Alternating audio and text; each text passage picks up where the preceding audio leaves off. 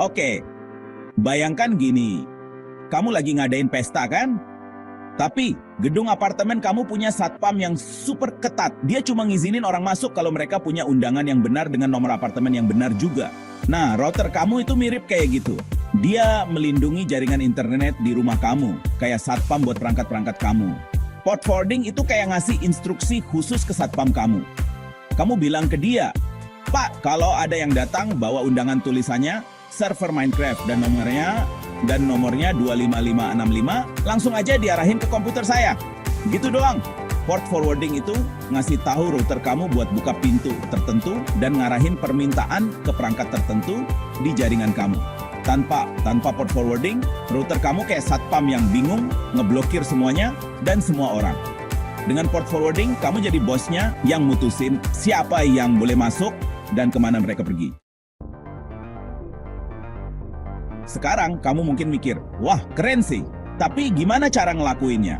Tenang aja teman, router Mikrotik itu jagoan buat urusan ini. Mereka itu kayak pisau lipat serbaguna serba bisa, dan atur port forwarding di Mikrotik itu lebih gampang dari yang kamu kira. Pertama-tama, kamu perlu akses pengaturan router Mikrotik kamu. Biasanya kamu ketik aja 192.168.88.1 di bilah alamat browser kamu. Kamu butuh nama pengguna dan kata sandi buat masuk. Kalau kamu belum pernah ganti, coba cek label atau buku manual router kamu. Setelah masuk, kamu bakal lihat banyak pilihan. Jangan panik, kita cari yang IP Firewall Net. Disinilah keajaibannya terjadi. Oke, kita bahas langkah-langkah buat atur port forwarding di router Mikrotik kamu. Pertama, buat aturan NAT baru. Klik tombol Add, tanda plus kecil itu. Ini bakal buka jendela baru dengan banyak pilihan. Tenang aja, kita bahas satu persatu. Kedua, tab General. Di sini kamu kasih tahu router kamu jenis lalu lintas apa yang harus dicari. Chain biasanya DSTnet, protokol biasanya TCP buat kebanyakan hal, tapi beberapa aplikasi mungkin pakai UDP, DST. Port itu nomor port yang mau kamu teruskan, misalnya buat server Minecraft, nomornya 25565. Ketiga, tab Action. Sekarang kamu tentuin mau diapain lalu lintas itu.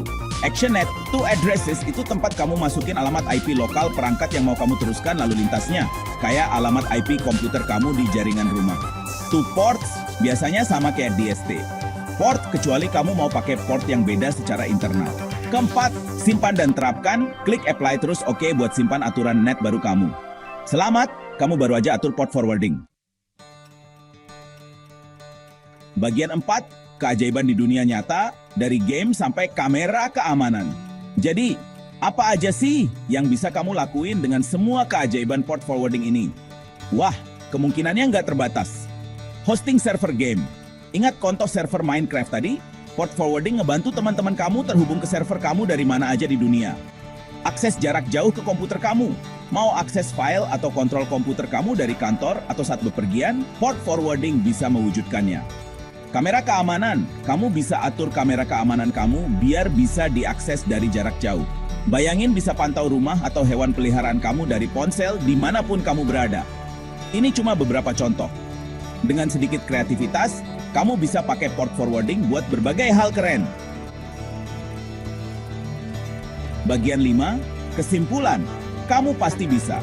Port forwarding mungkin kedengarannya rumit awalnya, tapi kayak hal lain. Setelah kamu paham dasarnya, gampang banget. Ingat, router Mikrotik itu teman kamu. Mereka ngasih kamu kendali atas jaringan kamu dan ngelakuin berbagai hal keren.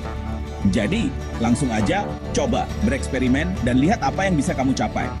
Cuma ingat soal keamanan. Teruskan port yang kamu butuhin aja dan pertimbangkan pakai kata sandi yang kuat dan langkah keamanan lain buat jaga jaringan kamu tetap aman. Sekarang, lanjutkan dan lepaskan kekuatan port forwarding.